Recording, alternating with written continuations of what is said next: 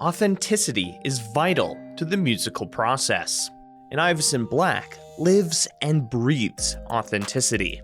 In his latest album, Internal Monologue, the Toronto-based musician captures raw emotions inspired by the 80s and 90s. Truth in music, reflections on turbulent times, and a deep dive into finding artists that resonate with you are what you can expect on this episode of You Talk. Let's get into it. Hey, I'm Ivason Black, and I make music. I love making music. Music is life. Music is therapy. It keeps me grounded, keeps me sane, keeps me alive. Yeah, I've heard that from some other artists. Vivek Memi, he's another artist that I talk to regularly, and he approaches music. He's kind of like you in the way that he breaks from the mold and tries doing different things that aren't necessarily what's mainstream. And for him, a lot of the music has really helped him to ground himself during turbulent times. And everybody's life right now, indeed, man. It is turbulent, right? These days, I don't think life has been as turbulent as it is right now. It's just, it feels like there's always something new going on in the world. You're like, oh, there's so many things like tragedies and events happening. And, you know, politically, like both in Canada and the United States, it's just like, whoa, what is going on? It's, you know what, it's scary. It's reminiscent of the things they taught us in high school, right? When you're learning about the causes of World War I and the causes of World War II. And then you're looking around now and you're like, oh, snap. I feel like World War III is like, I can smell it coming. You know? You never expect to live through kind of the times that eventually end up in history books. Right? That is definitely no doubt.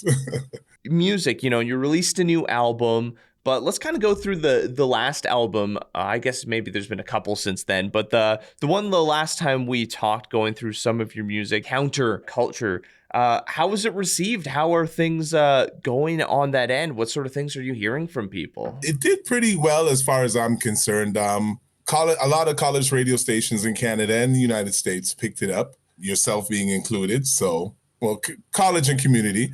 Got a little bit of commercial love, but not much. I don't think I was vying for it because, I mean, obviously, you've heard the record. It's not appealing to the masses, let's say. But I hope that wall will come down slowly but surely. Just keep going at it. And, you know, eventually people are catching on. But it was well received. Hit number one on the Earshot and stayed up there for a little while, which was a blessing. And I actually ended up sitting up there kind of battling 1 and 2 for a couple months. With a guy that I went to high school with. Oh, fun. That was a nice reintroduction to each other as well. Like, we hadn't seen each other for a while, and it was like, whoa, what are you doing? He's like, what are you doing? Oh, you still going, man? And so it was really nice. It was good times. But the album was well received, well loved. It's actually getting a lot of, now that I've dropped this next album, I'm noticing a resurgence on the old one, which is a good thing. That's the fun thing. When you release something new, someone gets introduced to your music and they're like, oh, Ivason Black, who is this guy? Well, you know, let's listen to some of his like earlier discography, trying to figure it out. Kind of gives it a resurgence and a new life as you kind of expand onto your library. Yes, which is a good thing. I need people to hear it. It's not your regular stuff. You're talking about how it feeds the soul and kind of inspires people in a way that, you know, when someone's just trying to hit the charts, it doesn't necessarily hit the same or resonate the same with people. No, it doesn't, because I think as an artist, you want to be true to yourself. And I think with Counterculture and, of course, this record, Internal Monologue, I have been absolutely true to myself. I mean, Counterculture was kind of an ode to, you know, past relationships, combined with what was going on in the world. And this record, Fast Forward Now, is, you know, not so much about relationships at all, but more about what's going on in the world. Like we were talking prior to this, it's times are hectic, man, like really, really hectic.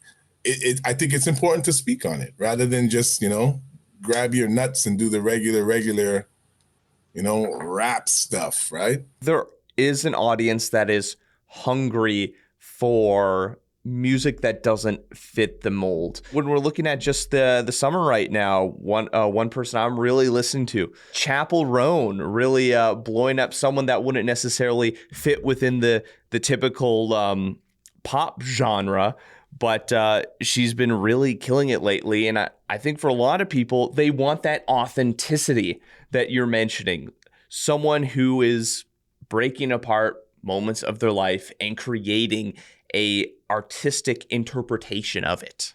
Yeah. You know what? I couldn't have said it better myself. I think the easiest thing to talk about is what you're going through and what's affecting you. And to divert from that, I find is strange. I mean, you can do what you want to do, but I just feel like as an artist, you should be true to yourself first and foremost. By doing that, people will resonate. They'll see that authenticity. It's actually a word that's been used a lot when talking about myself. Because I mean, like I said, it's not your regular run of the mill. I'm not dropping N-bombs every 2 seconds. I don't drop them at all. Every second word is not a swear word. And I don't do it to intentionally be clean. I just do what feels right. Exactly. It's not you. I'm not a trucker. No offense to the truckers out there. And I think that's why I resonated with it as well, listening to it, that you can feel, because authenticity, I think, is the word of the year for me, going through listening to. And it's the same thing with like bloggers, vloggers, writers, or just small creators of any sort. When you find that they're authentic, you find a better connection and you can see the human experience and relate to it. Not necessarily be like, oh, I've gone through this exact thing that this person has, but, oh, I've gone through troubles or challenges in my life, and they may not be the same, but I can understand the feelings of that. Well, exactly. I mean, music is that thing that it's supposed to, in my humble opinion, it's supposed to transcend bias. It's supposed to be true. It's about truth, not about lies, not about concocting or creating something that isn't true or speaking on things that aren't true. I mean, I'm the cliches of the rapper. I'm supposed to be a drug dealer and I'm supposed to rap about big butts and I'm supposed to, tell you how large my thingaling is. But in actuality, the rap that I grew on and the rap that I love to this day was always about speaking to the truth, speaking about the things that are affecting you, especially social things. I mean, taxes, heavy bills, high insurance, impending war, our government's going crazy, blowing money everywhere and not spending money on us. These are the things that are actually important, whether you want to believe it or not. These things that are affecting our daily lives. Not what car I drive, right? There's definitely a shift in mainstream like rap, hip hop culture where it changed its focus on things. I can't necessarily remember the exact songs or the artists, but there's a lot of works that tackled racism, police brutality, like you mentioned, the government not caring for you. That was kind of a key part of the rap movement during those early days, talking out against the man, uniting together. Yes, the golden era. And you know what? I could tell you exactly when it changed. It was 92 to 94 is what I like to call the golden era. It happened a little bit before, but just when music was about exactly what we were discussing, and then all of a sudden there was just this about face and everything went gangster. Everything was about just horrible-ish, right? I'm glad to see a resurgence. It's fighting. It's not getting out to the masses the way we would like, especially in a world where the vehicle is, so readily available. I think that's also what makes it amazing, is that I can now actually ignore the crap. The crap can't get forced down my throat anymore because I choose to listen to what I want to listen to now. So I think we are in another golden age for sure, where people can make up their mind what they want to listen to. And if it's music that they can put their mind into, they can find it now. Exactly, like Spotify, Bandcamp, all these other platforms. Earshot Distro for Canadian artists. It allows people to find something that resonates with them that isn't necessarily like, because if you just listen to the radio, it's going to be what's popular because they want to get as many listeners as possible. These platforms, although they have their problems, they do allow a variety of different people. And I think that's been great. Whenever I go on my Discover Weekly, introduces me to new artists that I never would have before. Not to say that everything is great, but every once in a while there's a diamond in there, and then I end up just watching listening to it over and over and over again. I think that's I actually came across a site, if I might plug him, truthhiphop.com. And what I love about this site is it's just non-stop, exactly what we're talking about. True to the heart and the soul hip hop. There's not a track up there gets played where you're like, it's one of those things where I don't have to, hit fast forward or hit rewind, or I could just put that thing on and listen all day. And I wish radio would go back to that, and when music was about uplifting.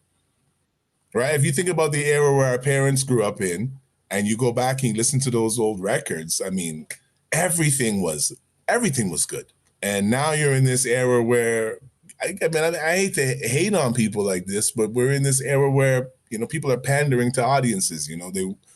Let's talk about drugs and let's talk about this, and I don't know. Well, it's not just creators. The whole platform, Spotify is talking about introducing AI music where they don't even have to pay the royalties to artists. The scary part is as brilliant as AI is, and it is, I found a lot of uses for it. I just can't fathom how a computer can have soul. Whenever I hear, like, even if they get it, it's like, oh, write me a top charting country song. Like, sometimes you're like, okay, I can see some of the lines there that maybe, but it, like you're saying, it lacks that soul. It lacks those experiences that people put into it. Like, how many times is it that you're listening to an album and someone's belting their heart out and you can feel the pain of what they're singing about? Isn't this what music is? I always use this gentleman as an example. So for you youngins out there, you probably don't know who it is, but check him out. Joe Cocker. He's one of those people where, or like a Bruce Springsteen, where their voice is not beautiful at all.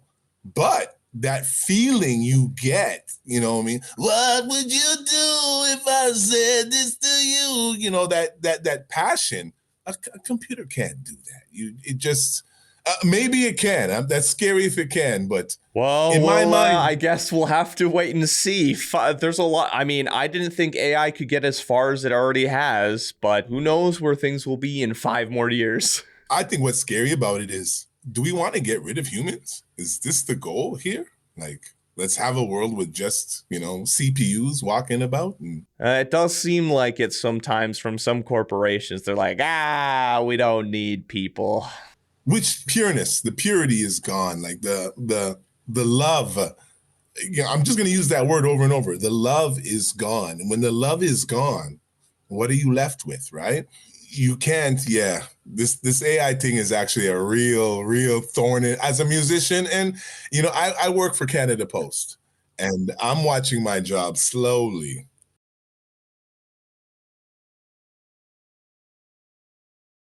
Well, that's like Amazon talking about utilizing drones for delivering packages. And I'm not sure if it's true or not. Now, let's take this with a grain of salt. But I saw an ad for, I think it was Domino's Pizza, where a guy was using a jetpack to deliver pizzas. I'm not sure if it's real, but like if it is, we're in for a wild time. Like, I don't know if I trust people jetpacking around the city. I'm not too fond of the delivery methods anymore. The average Joe being able to just come to your house. As little brain power as you think it needs to deliver food, there's a modicum of respect that you need for people's food. And the last time I ordered food from one of these online buggers, I won't say their name, I wasn't impressed. And I've decided from then on that I'll go and get what I want when I want it myself. Yeah. There's some times where I'm just like, I mean, some days I'm just like, I'm too tired. I'll do it. Yeah. But the experience for me is it's a flip of the coin. Sometimes it's okay. Is it really a great experience if it's just okay? But anyways, coming back to music, your new album, Internal Monologue. Yeah, you mentioned it's inspired by kind of like 80s and 90s periods. What sort of things were you listening to before you started creating this to help spark that imagination and creativity? Oddly enough, and this goes for a lot of producers I know, I kind of have to shut the world out. When I'm in music making mode, you don't want to start listening to too much, because for me, I start mimicking. You start copying, melodies start swelling your brain, and before you know, you're rewriting songs that you were listening to. So one of the things I tend to do is kind of shut down musically, and I start to pay attention more to things like the news and social issues and whatnot, and do a little more reading. And then that's kind of where I draw my inspirations. But I'm not to say that I don't listen to music at all. One of my biggest inspirations for this record actually was going back and listening to Rakim, the old school Rakim and the new school Rakim. And he's my favorite MC of all time. By the way, he don't swear, just so you know. Taking in the purity of his voice, the purity of his lyrics, the fact that, some of this music was made in the 80s. And if I take that a cappella right now and slap it on any beat that's current, it still runs. It's still wild. It's still amazing. So that was one of the biggest reasons why I went back to the old school nostalgia. And I'm an old man, so. I think one of the impressive parts of your music is you do the whole thing, producing it, recording it, editing it, writing it. Do you find sometimes that maybe you'd like to balance out the workload a little bit, or do you like having that complete control? The last part is completely, I think most musicians would agree with this. I mean, barring me getting a budget, I couldn't see myself relinquishing control, because you want things to sound the way you want them to sound. And well, then it's 100% you then. Exactly. And a lot of the times people will take you away from your vision. It's hard to see your vision through the more people you have involved. And that's not a diss to people who work with people, because I also love collaborating. But when I'm doing my solo stuff, it has to be just that, solo. Yeah, I mean, sometimes it can be too many cooks in the kitchen. How many Marvel movies are a great example. How many times that it feels like everything's been made decision by committee, and it loses some of, we're back at it, authenticity of what the creative vision would be. TV is the perfect medium for that, right? You see so many of these remakes come out. For instance, my son loves this one, Cobra Kai. Yes. And, as someone who grew up knowing the original, you watch good old Karate Kid. It's fun, but there are times when I'm looking at it like, nah, this ain't it, man. This is not what I remember, you know what I mean? And I'm not to say, I do enjoy Cobra Kai, so no disrespect to Cobra Kai, but it feels different. It hits differently. Yeah, it's just not the same. And I mean, for obvious reasons, it's not the same people doing it. So, well, I know there's some of the same actors and whatnot, but something's telling me. But the same creative team, different eras, shows and movies, their priorities have changed a lot. Mm-hmm. Now, not to say that there isn't premiere shows and movies that are coming out. I think we're living in an era where we have some of the worst movies and shows, and also some of the best.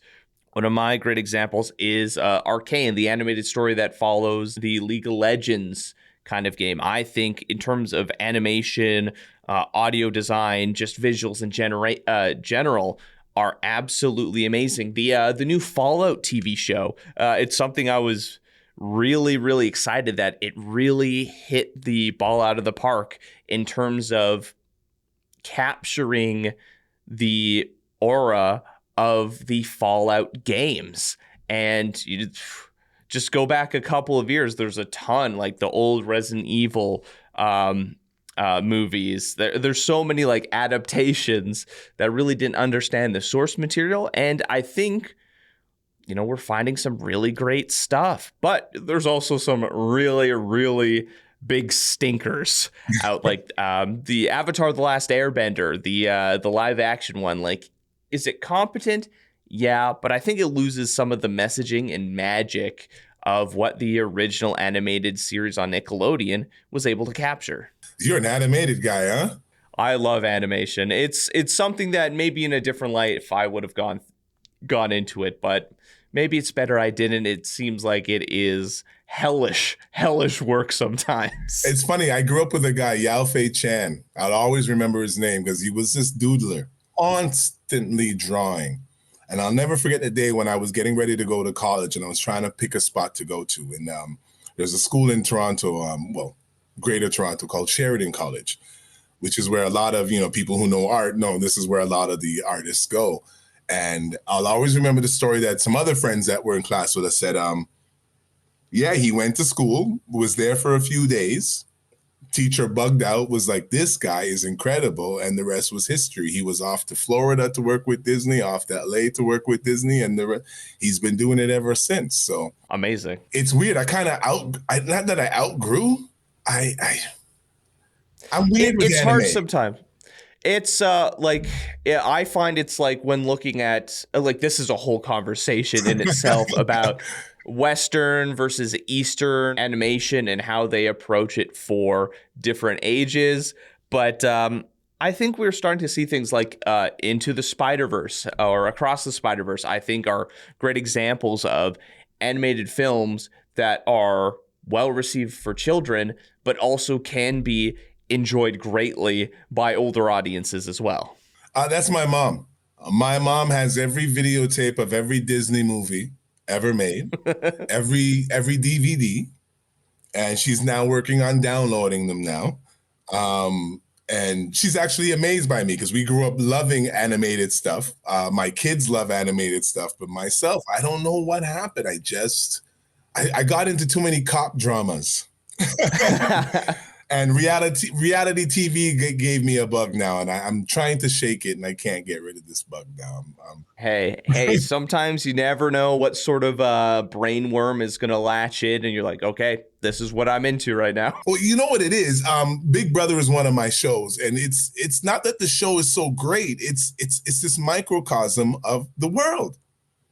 You watch this and you're like, geez, and bread, this is exactly like life, the way people battle each other and get tribal and gang up and, be it racism, be it sexism, be it, elitism, whatever it is. It's all the isms are all wrapped into these reality shows. So I guess that's kind of why I get drawn into them. And they make your life feel good. They are definitely fascinating. Like, just learning about reality TV and how it's really just consumed people's attention. It's so fascinating. Yeah. Back to your work, Internal Monologue. I'm definitely going to have to sit with it a little bit more and listen through the tracks again to find out, which one really screams out to me. I really like Mr. Black, the opening to this track. It's a great way to start it off to be like, hey, this is kind of what an interpretation. But as you go through, each one kind of gives off a little bit different aura, different energy. And I mean, you have some of those collaborations with other artists as well. Walk me through the creative process of this. How do you take all these things that you create and then order them? What's funny? The order is such an important part of the game. And anybody who does music knows this. And for me, this time around, I get input from people. But this time around, I kind of just kept playing the songs over and over and over and over. And I would put them on when other people were around without them knowing, just to see, the songs that they gravitated to, which ones made their head nod, which ones were they're reaching for the button to fast forward. And I picked Mr. Black to start it off because it was obviously the highest energy on the I love my wordplay.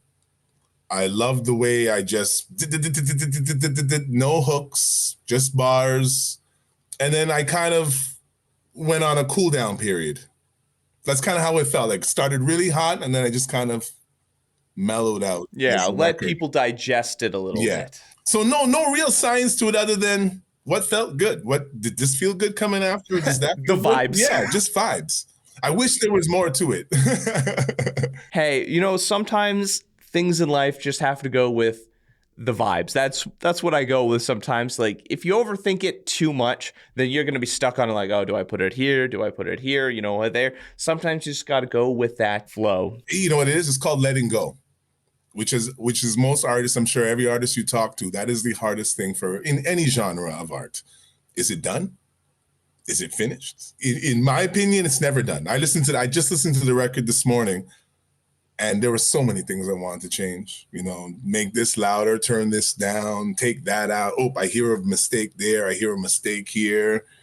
But I think the part that's been really good for me is let it go and move on to the next one. Exactly. You can take what you learn from them, some of the mistakes that you hear, and you can apply it to the next product so that it's, you know, it's a little bit better. And then the next one is even a little bit better than that one. Yes. And through there, it's a growing experience. Yes. So talking about that, what's next for you? You know, your album's coming out. You know, of course, you want to promote it, get people listening, get radio stations playing it out to the masses. But after that, what's next? Do you have any ideas of what you kind of want to work on? I'm in the midst of working on the next record. I'm kind of always a record or two ahead. Meaning, because I make music. So there's a lot of songs that, you know, kind of get thrown away that I go back on, rework them, rethink them.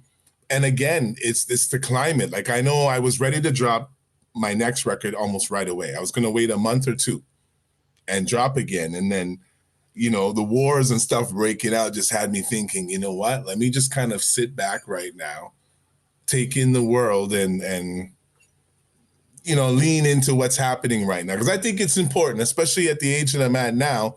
I'm the same age as hip hop. So I want to make music that lasts. I want to make music that, you know, when I'm long gone off this earth, I hope to God somebody still wants to listen because it has a meaning.